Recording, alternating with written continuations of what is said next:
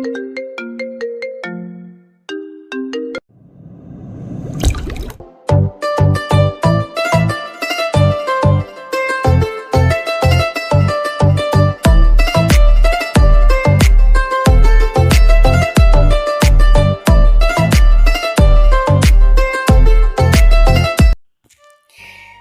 করতে চাই আপনাকে, করবেন আমাকে বিয়ে?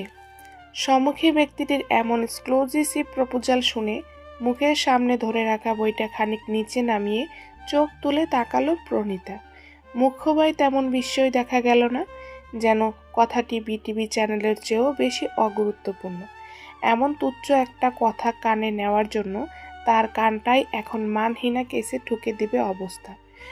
স্বভাবচ্ছলক মুচকি হাসি বজায় রেখে রইল প্রণীতার ঠোঁটে। অতঃপর বলে উঠল, পলাশ, তোমার বয়স কত? আমি তোমার কি হয় জানো তো? জানি তো, আমার বয়স 10 বছর। আপনি আমার গৃহশিক্ষিকা, কিন্তু এখন জেনারেল নলেজের প্রশ্নের উত্তর সময় না, আমার প্রস্তাবের উত্তর দেওয়ার সময়। তাই তো কেন বিয়ে করতে চাও আমাকে? মা বলে আমি নাকি গরু। বইতে পড়েছি, শিক্ষক মানুষ গড়ায় কারিগর, তাই আপনাকে বিয়ে করলে আমি গরু থেকে মানুষ হয়ে যাব। ভবিষ্যতে আর গরু হওয়ার সম্ভাবনা থাকবে না। বিয়ে করলে বউকে খরচ ওঠাতে হয়, অনেক কিছু দিতে হয়। তুমি কি দিবা আমাকে? আমার নামে সব কিছু আপনাকে দিয়ে দেব, তবে বাবার টাকা দেওয়া যাবে না, ওটা নাকি ব্ল্যাক মানি। আপনি ফর্সা মানুষ, আপনাকে ফর্সা টাকা দিতে হবে। তুমি কি করে জানলা তোমার বাবার টাকা ব্ল্যাক মানি? মাকে বলতে শুনেছি, বাবার সাথে ঝগড়া লাগলেই বলে, বেশি তেড়িবেড়ি করলে পুলিশকে বলে দেব তোমার সব টাকা ব্ল্যাক মানি। আমার চাচা পুলিশ এসপি, পেছন দিয়ে গরম পানি ঢালবে শুধু। পলাশ একটু থেমে আবার বলল, তবে আপনি চিন্তা করবেন না ম্যাডাম, আমাকে বিয়ে করলে আপনার লাভই লাভ। সেটা কিভাবে? শুনুন, মা বলে তোর মতো হতচ্ছাড়া জীবনের টোকাই ছাড়া কিছু হতে পারবি না। তাই আমি সিদ্ধান্ত নিয়েছি, মায়ের কথা মতো টোকাইগিরিতে কেরিয়ার করব। অল বাংলাদেশের টোকাই কমিটির লিডার হব আমি। সফলতার শীর্ষে থাকব। দেশ ছড়িয়ে ইন্টারন্যাশনাল আমার ব্যবসা ছড়িয়ে যাবে। এক সময় মহাসাগরের ময়লা আবিষ্কার কন্ট্রাক্ট আমি নেব। পৃথিবীর সবচেয়ে বড় ধনী হয়ে যাব। এই সময় আমদানি টামদানি সব আমার সামনে তুচ্ছ হয়ে যাবে। তাহলে আপনি হবেন পৃথিবীর সেরা ধনী বউ। এমন সুযোগ সবার হয় না, তো কি বলেন ম্যাম? প্রণীতা এক পর্যায়ে খানিক চুপ রইল। পলাশের গণিত খাতায় কিছু একটা লিখে তার দিকে এগিয়ে বলল, এই অঙ্কটা শেষ করতে পারলে বিয়ে করব তোমাকে। পলাশ বড়সড় হতাশা সারল। বেচারা ভাঙা মনে বলল, রাজি না বলে দিলেই পারতেন। ইচ্ছে করে এত বড় কঠিন অঙ্ক দিয়ে আমার প্রপোজালকে অপমান করার কি ছিল? মানুষ ঠিকই বলে, ভালো ছেলেদের দাম নেই। পলাশের মাথায় হালতো করে চাটি মারল প্রণীতা। মাথার দুদিক হালকা নাড়িয়ে শব্দহীনভাবে হাসল সে। পলাশের এমন কথাবার্তা প্রণীতা অবাক হলো না। ছেলেটা একটু বেশি অবালপক্ষ। অবশ্য এখনকার বাচ্চারা তো এমনই। তবে পলাশের এই বিয়ের প্রস্তাব থেকে হঠাৎ কারো কথা মনে পড়ে যায় তার। সেই ব্যক্তিটা এভাবে বলেছিল সে প্রণীতাকে বিয়ে করবে। পলাশের চেয়েও বয়সে আরও ছোট। তখন লোকটা 5 কি 6 বছর হয়েছে। অবশ্য প্রণীতাও নিজেও তখন ছোট ছিল। পুতুল খেলার বউ হতো, আর সেই লোকটাও হতো বর। পুরনো সেই দিনের কথা মনে পড়ে হাসি পায় প্রণীতা। অথচ সব কিছু কেমন বদলে গেছে তার জীবনে। তাকে বিয়ে করবে না বলা সেই ব্যক্তিটা এখন হয়তো সবচেয়ে বেশি ঘৃণা করে তাকে, এমনটাই ধারণা তার। কারণ কি সে নিজেও জানে না। টিউশনি শেষে রিক্সা করে বাসার সামনে এসে নামলো প্রণীতা। সামনে বিশাল সাদা রঙের ডুপ্লেক্স বাড়ি। দূর থেকে দেখলে কোনো প্রাসাদ মনে হবে। গেটের পাশে বড় করে লিস্টের ল্যাম্পেট লাগানো, তাতে বড় অক্ষরে লেখা আছে সিরাজি ভিলা। ল্যাম্পেটটার দিকে এক নজর তাকালো প্রণীতা। প্রতিবারই যখন এই ল্যাম্পেটটা দেখে তখনই নিজের অবস্থান আরও একবার মনে পড়ে যায় তার। হ্যাঁ, প্রণীতা বসবাস করে এই বাড়িতে, তবে এই বাড়িটা প্রণীতার না। কথাটা অদ্ভুত শোনালেও এটাই তার জীবনের চরম সত্যি। এই বাড়িটা তার না, আর না সে এই সিরাজ পরিবারের সদস্য। প্রণীতা এই বাড়িতে যে সূত্রে থাকে সেটাকে সোজা বাংলায় আশ্রিতা বলা যায়। যদিও এই বাড়ির বড় ছেলে ইমদাদ সিরাজি, স্ত্রী রোকেয়া বেগম প্রণীতাকে তার নিজের মেয়ের মতো ভালোবাসে। রোকেয়া আর প্রণীতা মা দুজন প্রাণপ্রিয় বান্ধবী ছিলেন। প্রণীতার বয়স যখন 8 বছর বয়স তখন অসুস্থ হয়ে যায়, তার মা মারা যায়। প্রণীতার মাথায় হাত রাখার মতো তখন কেউ ছিল না। প্রণীতার মা বাড়ি থেকে পালিয়ে এসে বিয়ে করেছিলেন।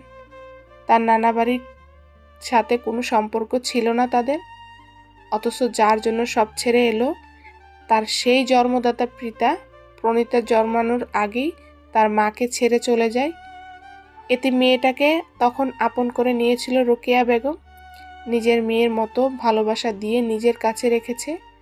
প্রণীতার এই পৃথিবীতে কেউ আপন শুধু রোকেয়া বেগমই আছেন। উনি না থাকলে হয়তো তার জীবনে এত কোনো অন্ধকারে ডুবে যেত। তার জন্য নিজের জীবন দিয়ে হলেও কম হবে প্রণীতার কাছে। তবুও সব কিছুর পর সে যে এই বাড়ির আশ্রিতা এটা তো মিথ্যা হয়ে যাবে না। তাই তো নিজের অবস্থান কখনো ভুলে যায় না সে। গেট পেরিয়ে ভেতরে ঢুকলো প্রণীতা। 2-3 পা এগোতেই হঠাৎ উপরের দিকে চোখ গেল তার। পথ যুগল থেমে গেল কিছুক্ষণের জন্য। দোতলায় এক্সারসাইজ করতে থাকা ব্যক্তিটা দেখে এই থেমে যাওয়া তার। রিবান কবে এলো সে? অবশ্য অবাক হওয়ার বা কি আছে? রিবান কখন আসে কখন যায় সে প্রণীতা কবেই বা জানতে পেরেছে? সে তো আর হয়তো প্রণীতার উপস্থিতি তার জীবনে চায় না। একটু আগে যেই ব্যক্তিটার কথা ভাবছিল প্রণীতা, এটাই সেই ব্যক্তি, রিবান সিরাজি, ইমদাদ সিরাজি আর রোকেয়ার একমাত্র ছেলে। ঢাকা বিশ্ববিদ্যালয়ের 4র্থ বর্ষে এবার।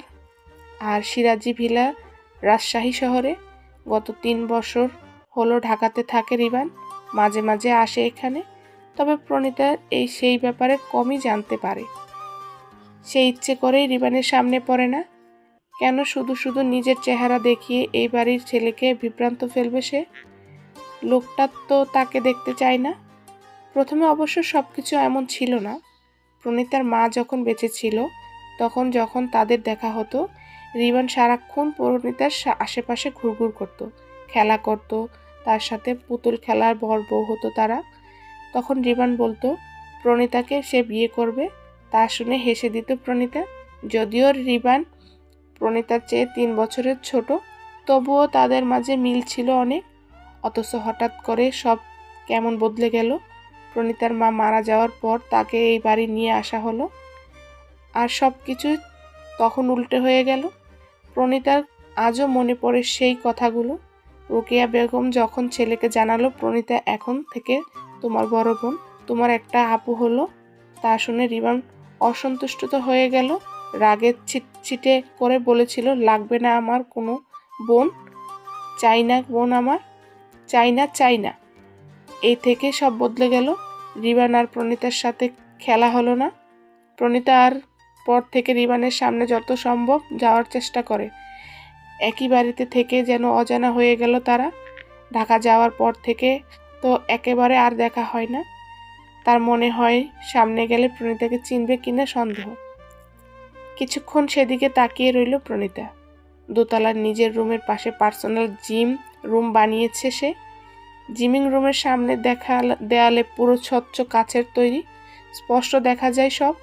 পুল আপ এর 2 হাত ধরে ঝুলে উঠানামা করে এক্সারসাইজ করছে রিবান।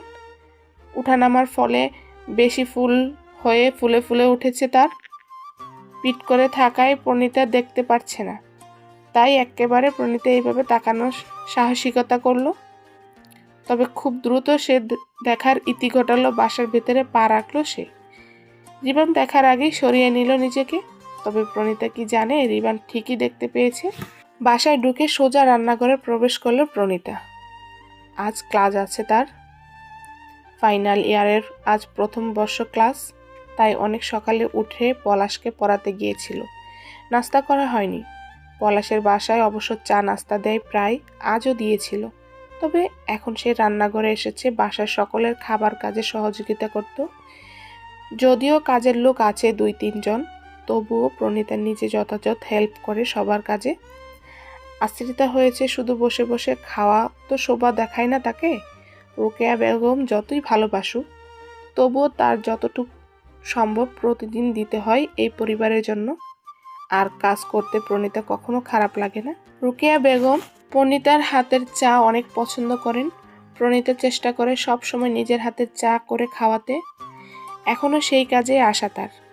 রোকেয়া সহ বাসার সবার জন্য চা বানাতে চুলায় জ্বালিয়ে পাতিল বসালো। এ বাড়ির মোট সদস্য সংখ্যা 9 জন। সবার বড় মহবুর উসমান সিরাজির স্ত্রী জয়নব বেগম, রিবানের দাদি। তার 2 ছেলে 1 মেয়ে। বড় ছেলে ইমদাদ সিরাজি, ছোট ছেলে ইফরান সিরাজি আর মেয়ে জুবাইদা। মেয়ে বিয়ে হয়ে গেছে, তার শ্বশুরবাড়িতে থাকে। ইমদাদ সিরাজির স্ত্রী রোকেয়া বেগম আর তার একমাত্র সন্তান রিবান ইমদাদ সিরাজি। ইফরান সিরাজির স্ত্রী শারমিন বেগম। তাদের 2 সন্তান, ছেলে রোশান সিরাজি আর মেয়ে নাইমা সিরাজি। সবার জন্য অবশ্য চা বানাতে হয় না। রিবান আমেরিকানো এক এক্সপ্রেসো কফি খায়। তার রুমে নিজস্ব এক্সপ্রেসো কফি মেশিন আছে। রোকেয়া বেগমের মুখে অনেকবার শুনেছে সে রোশান আর নাইমা কফি খায়। তারা সাধারণত মিষ্টি কফি খায়। প্রণীতা এক পাতিলে চায়ের পানি দিল, আরেক চুলায় কফির জন্য পাতিল বসালো। তার পাশেই কাজের বুয়াটা সবজি কাটছে। এই বাসায় মোট 3 জন কাজের লোক। একজন পুরুষ শাখা আছে, নাম কলিল উদ্দিন, বাজার সদাই আর সবার অন্যান্য কাজের জন্য। 2 জন মহিলা রাখা, একজন আম্বিয়া এসে ঘর মোছা, কাপড় কাচা সব আরও কিছু কাজ করে দিয়ে যায়। আর এখন প্রণীতার পাশে যে বয়স্ক মহিলা আছে, তিনি রান্না সহ বাসার সকল কাজের দেখাশোনা করে। ওনার নাম কি তা জানে না প্রণীতা। সবাই তাকে চিকার মা বলে ডাকে। প্রণীতাও তাকে সেই নামেই ডাকে। চিকার মা, এটা তাকে ব্যঙ্গ করে ডাকা হয় এমন না। হাস্যকর শোনালে এটাই সত্যি যে ওনার ছেলের নাম সত্যিই চিকা। চিকার মায়ের প্রথমে শুধু মেয়ে হতো। উনি একটা ছেলে অনেক আশা করতেন। শেষমেশ ওনার আশা পূরণ হলো, ছেলে সন্তান হয়ে। তবে এত সাধনার ছেলে ওনার ভয় হয় যেন নজর না লাগে যায় তার ছেলের উপর। তাই কোনো এক ফকির বাবার তাকে এই পরামর্শ দিয়েছিল যে ছেলের নাম রাখলে কোনো বদনজর পড়বে না। তাই উনি ছেলের নাম রাখে চিকা। এভাবেই তিনি চিকার মা নামে পরিচিত। চিকার মা সবজি কাটছে আর একা একা কথা বলছে। এটা ওনার অভ্যাস, একা একা কথা বলা। সব মানুষের নাকি কিছু না কিছু মানসিক রোগ থাকে। ওনারও এই ধরনের মানসিক রোগ, একা একা কথা বলা। প্রণীতা মাঝে মধ্যে মনোযোগ দিয়ে শোনে চিকার মায়ের কথা। সে প্রায় সময় কাজের ফাঁকে মাঝখান থেকে অল্প একটু শোনে। মাঝখান থেকে কথা শোনার মাঝে এক অদ্ভুত রোমাঞ্চকর ব্যাপার আছে।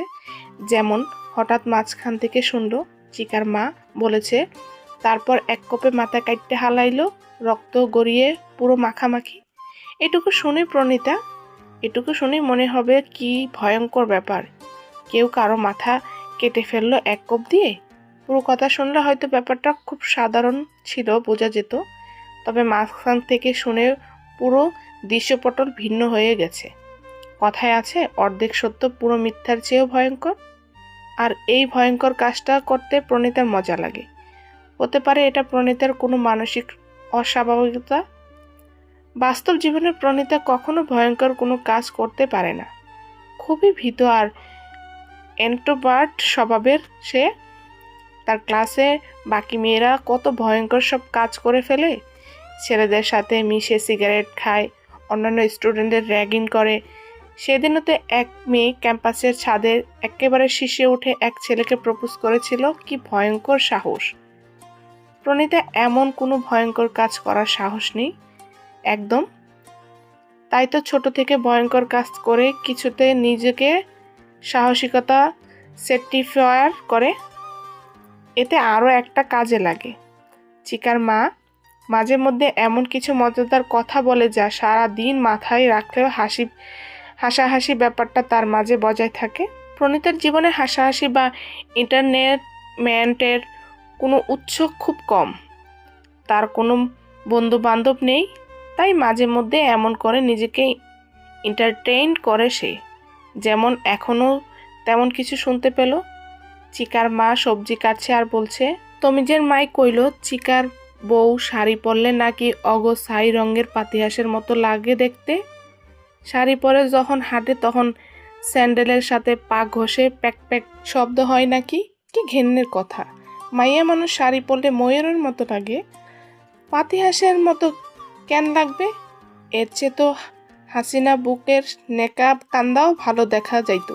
আহারে, কেমন বেটকাইয়া বেটকাইয়া কাইন্দা আঁচল ভিজাইয়া ফেলাইতো, কিন্তু পোলাহান তার বেজা আঁচল শুকাইয়া দিল না, হেদাউইয়া দিল। এমনই হয়, মানুষ বুড়া হইয়া গেলে পোলাপান হেদাইয়া দেয়। চিকার বউও আমারে খেদাইয়া দিল। যে বউ হাউরির সাথে এমন করে তাগো দেখতে তো পাতিহাঁসের মতোই লাগবে। চিকার মায়ের শেষের কথাটা মজার হলেও সত্যি। এত শখ করে যে ছেলে চাইলো সেই ছেলের কাছে এখন মা বেশি হয়ে গেছে। ছেলের বউ যা বলে তাই শুনে। চিকার মাও প্রণীতার অবস্থা যেন একই, মনে মনে প্রণীতার মায়া হয়। চায়ের ট্রে নিয়ে রুকেয়ার রুমের দিকে যাচ্ছে প্রণীতা। যাওয়ার সময় দাদিও চাটাও রুমেও দিয়ে যাবে এমনটা ভেবেছে। জয়নব বেগম রুমের দরজার কাছে আসতেই কিছু কথা কানে এলো তার। কথাগুলো জয়নব বেগম, শোনো বৌমা, অনেক তো হলো, মাইয়া এখন বড় হয়ে গেছে, আর কত রাখতে চাও? তাকে হয় কোথাও বিয়ে দিয়ে দাও, না হয় অন্য ব্যবস্থা করতে বলো। আর কতদিন থাকবে এখানে? এতিম মেয়ে এনেছে সে না হয় বুঝতাম, কিন্তু মেয়ে এখন শেয়ানা হয়ে গেছে। এখন তো রিবানও থাকবে এখানে। শেয়ানা মেয়ে এভাবে সামনে থাকা ঠিক না। রুকেয়া বেগম প্রত্যুত্তরে বললেন, এসব কি বলছেন মা? প্রণীতা আর রিবান ভাই বোনের মতো, রিবানের বড় বোনের মতো প্রণীতা। দেখো বৌমা, মুখে ভাই বোন বললে তো সত্যিটা হয় না। দিনকাল খারাপ, এ যুগে রক্তের সম্পর্কের ভরসা নেই, সেখানে তো ওরা সৎ ভাই বোনও না। তুমি মেয়েটাকে নিজের কাছে শুধু রেখেছো এটাই, এছাড়া আর কোনো সম্পর্ক নেই, তাই অঘটন ঘটতে সময় লাগবে না। দরজার বাইরে থেকে সবই শুনতে পেল প্রণীতা, তবে বরাবরের মতো সেসব কথা মনে লাগলেও মস্তিষ্কে নিল না। অনেক আগে থেকে এসবের অভ্যাস হয়ে গেছে তার। আশ্রিতাদের এমন অনেক কিছু শুনেও দিব্যি স্বাভাবিক থাকতে হয়, মনোযোগ করার অধিকার নেই তাদের। হুমায়ুন আহমেদের উপন্যাসে মেঘ বলেছে যাব যাব, যেমন বলেছে বেকার ধর্মের 4টি স্তম্ভ থাকে, সেই 4টি স্তম্ভ মেনে চললে আদর্শ বেকার হওয়া যায়, তার কোনো সমস্যা হয় না। তেমন আশ্রিতা ধর্মের কিছু স্তম্ভ আছে, সেগুলো মেনে চললে আশ্রিতা হওয়া যায় না। একসময় কচ্ছপের মতো নিজেকে যথাসৎ খোলাস্বর লুকিয়ে রাখে, প্রয়োজন ছাড়া সবার সামনে না যাওয়া। গন্ডার বৃত্তি, চামড়াকে গন্ডারের চামড়ার মতো শক্ত করে ফেলা, যে যাই বলুক গায়ে লাগবে না, অ্যাসিড ঢেলে দিলেও ক্ষতি হবে না। গাদা বৃত্তি, নিজের মস্তিষ্ক গাদা বানিয়ে ফেলতে হবে, সবার সবসময় কথা মানতে হবে, নিজের কোনো ইচ্ছে নাই, অনিচ্ছে থাকা যাবে না। প্রণীতাও নিজের আদর্শ আশ্রিতা বানিয়ে ফেলেছে, তাই আর কিছু গায়ে লাগে না। হয়তো মনে লাগবে, কিন্তু মন তো আর শাহবাগের মোড়ে গিয়ে হরতাল করে আর মানহীনার ক্ষতিপূরণ চাইবে না। প্রণীতার মতো বেহায়া ব্যক্তির দেহ থেকে অন্য কোনো সম্মানীয় দেহকে ট্রান্সফার করার এক দফা এক দাবিতে স্লোগান দিবে না। তাহলে মনে কি আর লাগলো, তাতে কি আসে যায়? তার মনে কোনো দাম নেই। আশ্রিতাদের মন হলো পুরুষ মানুষের স্তন্যবৃত্ত এর মতো, পৃথিবীতে যার শুধু অবস্থান আছে কিন্তু কোনো প্রয়োজন নেই। যদিও টিভি সিরিয়ালের মতো প্রণীতার উপর কোনো অত্যাচার নির্যাতন করে না কেউ, আর না কোনো খারাপ ভাষায় গালাগাল করে। এরা হলো সোফিস্টিকেটেড সোসাইটির লোকজন, তাদের ব্যবহার তেমনই। কাউকে পছন্দ না হলেও সেটা সোফিস্টিকেট ভঙ্গিতে বুঝিয়ে দেয়। আর এটাই বা কম কি? টিভি সিরিয়ালের মতো অমন নির্যাতন হতে হবে প্রণীতার আত্মীয় বেরিয়ে যেত এই ভেসে সে খুশি, এমনটা তার সাথে হয় না। তবে সময়ের মাঝে মাঝে একটা তার মস্কিত প্রতিক্রিয়া করলো, তা হলো রিবান এখন থেকে এখানেই থাকবে। তার তো আর গ্র্যাজুয়েশন শেষ হয়নি, 4th ইয়ার শুরু হলো এবার। তাহলে এখানে চলে আসলো কেন হঠাৎ? শাশুড়ি প্রণীতা নিয়ে এমন কথায় রুকিয়াও মনে রাগ হয় কিছু, কিন্তু উভয়ে ভদ্রতা বলে বিষয় আছে, তাই তো কড়া কিছু বলতে পারে না। হাজার হলেও মুরব্বী মানুষ, তাই তো শুয়ে যেতে হয়। বুড়ি মানুষ বাঁচবে বা কতদিন, এমনটাই বলে তার স্বামী ইমদাদ। যদিও রুকিয়া তার ধারণা মনে করে, তার মনে হয় বুড়ো মানুষ বেশি দিন বাঁচে। মানুষের জীবনকাল শিশুকাল থেকে শুরু করে বুড়োকাল সব জলদি হয়ে যায়, কিন্তু একবার বুড়ো হয়ে গেলে তখন আর কোনো কালই পরিবর্তন হয় না। তখন মানুষ শুধু বুড়োই থাকে, প্রথমে অল্প বুড়ো, তারপর বেশি বুড়ো, তারপর ঘুনঘুনে বুড়ো, আর শেষে বিছানা ধরা বুড়ো। এই যে রুকিয়া বেগম যখন নতুন বয়স হয়ে এসেছিল তখন তো উনি বুড়ি ছিলেন, এখন রুকিয়া নিজেই শাশুড়ি হওয়ার বয়স হয়ে গেছে, অথচ উনি তো সেই তরতাজা বুড়ি। তাদের কথার মাঝে প্রণীতা রুমে ঢুকলো। মুখে তার সবসময়ের মতো মুচকি হাসি বিদ্যমান রেখে চায়ের কাপ এগিয়ে দিল জয়নবের দিকে। জয়নব চুপে চুপ চায়ের কাপ হাতে নিলেন স্বাভাবিকভাবেই, যেন তিনি একটু আগে কোনো অযাচিত কিছু বলেননি। রুকিয়া বেগম প্রণীতার তার রুমে এলেন, পাশে বসিয়ে বললেন, শোনো, এই বুড়ির কথা মনে করে নিবি না। মনে করবি এটা আমার শাশুড়ি না, বরং একটা স্ক্ল্যাবাচির বুড়ি, সিম্পাজি। যখন কথা বলবে তখন মনে করবি ঘিয়ে রঙের শাড়ি পরে একটি বুড়ি সিম্পাজি কথা বলছে, দেখবি তখন মন খারাপের বদলে হাসি পাবে। হালকা হাসলো প্রণীতা। এই মানুষটা প্রণীতার একমাত্র সত্যিকারের আপন কেউ। দ্রুত ভার্সিটিতে এসে পৌঁছালো প্রণীতা। জ্যামের কারণে দেরি হয়ে গেছে তার। আজ চতুর্থ বর্ষের প্রথম ক্লাস দেরি হয়ে গেলে যায় তার। ক্লাসের দরজার সামনে এসে মনে মনে ভাবলো, অন্তত এই বছর যদি একটা বন্ধু হতো। দরজা খুলে ভেতরের শুরুতে ভীষণ রকম থমকে গেল সে। রিবান প্রণীতার ক্লাসে? হ্যাঁ, এই তো সামনের সিটে বসে আছে রিবান, প্রণীতার দিকে তাকিয়ে আছে। তবে কি সে ইউনিভার্সিটি ট্রান্সফার হয়েছে? রিবানের চাচা ইরফান সিরাজি এই বিদ্যালয়ের উপাচার্য, তাই তো এটা হওয়া খুব কঠিন না তার জন্য। তবে কি এখন থেকে এই একই ক্লাসে পড়তে হবে তাদের?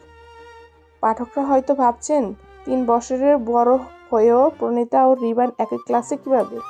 আসলে প্রণীতা ছোটবেলায় অনেক অসুস্থ থাকতো, কথা শিখতে নাকি তার 3 বছর লেগে গিয়েছে, এ কারণে তার পড়ালেখা দেরি হয়ে শুরু হয়েছে। আর রিবান প্লে ক্লাস থেকেই নার্সারি কেজি বাদ দিয়ে সোজা টপকে ক্লাস 1-এ ভর্তি হয়ে যায়।